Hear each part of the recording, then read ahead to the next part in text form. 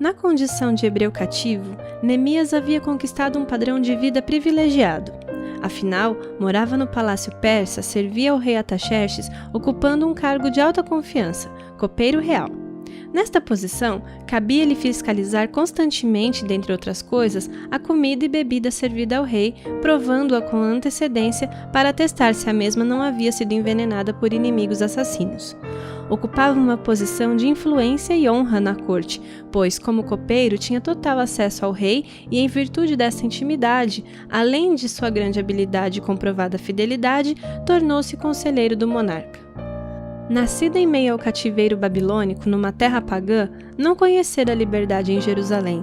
Entretanto, nunca permitiu que o conforto e os privilégios adquiridos lhe fizessem esquecer suas origens. Seu coração estava totalmente ligado ao seu povo e a seu país, pois sabia não ser plano divino manter os judeus em exílio eterno. Aprendera desde a infância a ser leal aos seus princípios e a amar a Deus acima de todas as coisas. Acreditava num livramento, mas vivia o presente da melhor forma possível. Tal atitude o levara a esta posição de destaque. Certo dia, encontrando-se com Hanani, um de seus irmãos, recém-chegado de Judá, obteve notícias de Jerusalém e dos judeus que haviam voltado ao cativeiro na Babilônia. A descrição o deixou atordoado. O segundo templo havia sido erigido e partes da cidade reconstruídas, mas era impedida a sua prosperidade e o serviço no templo perturbado, e as pessoas estavam em constante alarme pelo fato de que os muros da cidade ainda se encontravam em ruínas e as portas tinham sido completamente queimadas. A capital de Judá tinha se tornado um lugar desolado e os poucos moradores estavam profundamente amargurados pelas provocações dos idólatras agressores. "Onde está o seu Deus?" eles perguntavam. Frente a tal situação, Neemias sentou e chorou, e durante alguns dias nada comeu. Sua alma estava abatida e oprimida, não podia permitir que o Deus de seus pais fosse desonrado. Então ergueu a voz aos céus e clamou por socorro. Em sua prece, assumiu como a sua vida de pecado e transgressão do povo de Israel e humildemente rogou perdão, colocando-se à disposição para efetuar a obra de restauração. Enquanto implorava o auxílio de Deus, não cruzou os braços. Com admirável prudência e previsão, relacionou tudo o que necessitaria para garantir o êxito do empreendimento, enquanto em oração suplicava a intervenção divina para que tivesse uma oportunidade de solicitar permissão e apoio do rei. Mas o céu permaneceu em silêncio. Durante 4 meses esperou por uma resposta. Há quanto tempo você aguarda uma bênção? Há quanto tempo tem rogado a Deus por uma intervenção? Já se sentiu desanimado por estar se colocando à disposição de Deus para fazer uma grande obra e não percebe a ação divina ao seu favor? Tenha calma. Deus tem o seu tempo e os seus propósitos. Antes de desempenharmos nossa tarefa, Ele precisa efetuar em nós uma obra de restauração completa. Só então poderemos nos tornar reparadores de brechas, restauradores de veredas. Para isso, precisamos continuar buscando humildemente sua direção e, enquanto aguardamos, buscarmos nos preparar para a grande missão. Finalmente, o rei percebeu a tristeza estampada no rosto de Neemias e interrogou o motivo. Por mais que ansiara por este momento, Neemias temeu.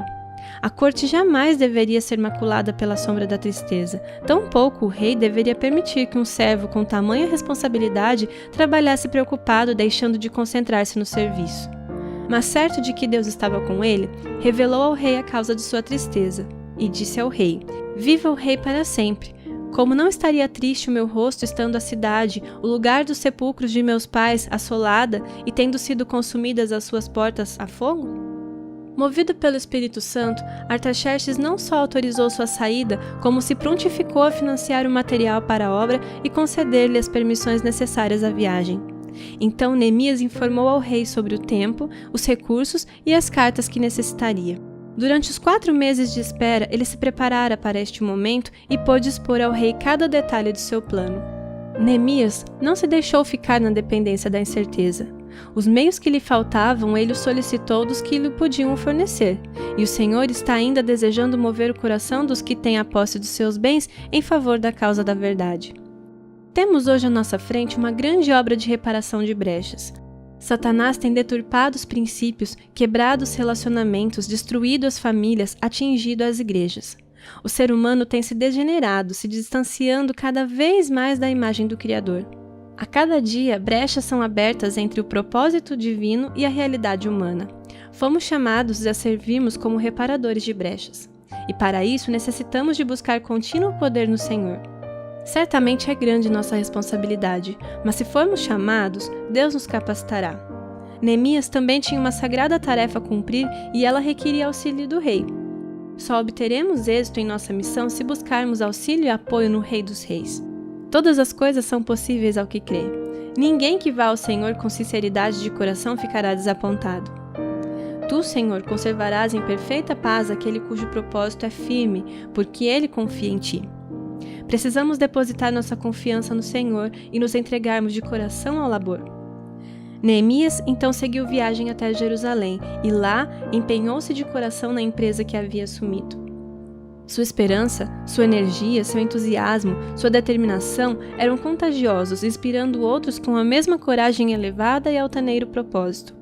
Cada homem tornou-se por sua vez um Neemias e ajudou a tornar mais forte o coração e as mãos do companheiro.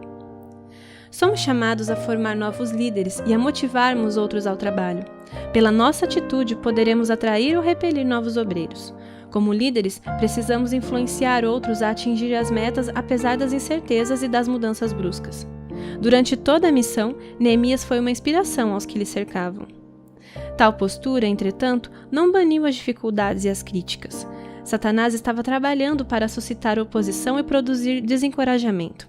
Para tanto, utilizou homens como seus instrumentos para disseminar dúvidas e despertar descrença quanto ao êxito da obra. Suas ferramentas hoje não diferem das usadas em Jerusalém. Ao labutarmos na causa da verdade, não o podemos fazer sem provocar a ira do inimigo de Deus. Por vezes, utiliza pessoas para nos fazer desacreditar de nossa vitória, colocando dúvidas nas providências divinas. Somos tentados a achar que nosso trabalho é em vão e que jamais veremos as brechas separadas. Mas Deus está chamando líderes que possuam uma habilidade em comum, a habilidade de depender dele e nele acreditar. A vitória nos é assegurada em Cristo Jesus. Apesar de toda a investida do inimigo, Neemias continuou a buscar de Deus guia e sustento, e a tarefa prosseguiu até que as roturas começaram a desaparecer e o muro em toda a sua extensão alcançou a metade de sua altura planejada. Novas investidas vieram, ainda mais ameaçadoras, mas a mais impiedosa oposição, as mais pesadas ameaças pareciam apenas inspirar Neemias com mais firme determinação e despertá-lo para maior vigilância. O propósito não foi alterado e o trabalho não foi interrompido. Em meio de grande desânimo e perigo, Neemias pôs em Deus a sua confiança. Esta é também a nossa defesa. Aquele que nem mesmo a seu próprio filho poupou, antes o entregou por todos nós, como nós não dará também com ele todas essas coisas? Que nesse dia possamos refletir sobre a missão a nós confiada. Deus espera que sejamos sensíveis e dispostos a oferecer ajuda, porém prudentes quanto ao preparo necessário à tarefa e cautelosos quanto aos ataques do inimigo. Espera que busquemos sempre auxílio e sabedoria nele e que motivemos outros ao serviço, não desanimando frente às dificuldades e não nos acovardando em meio de ciladas inimigas. Como Supremo Monarca, nos garante a vitória. Não há o que temer. Que possamos humildemente nos dispor a repararmos as brechas que separam o homem do céu e estarmos certos de que em Deus sempre venceremos.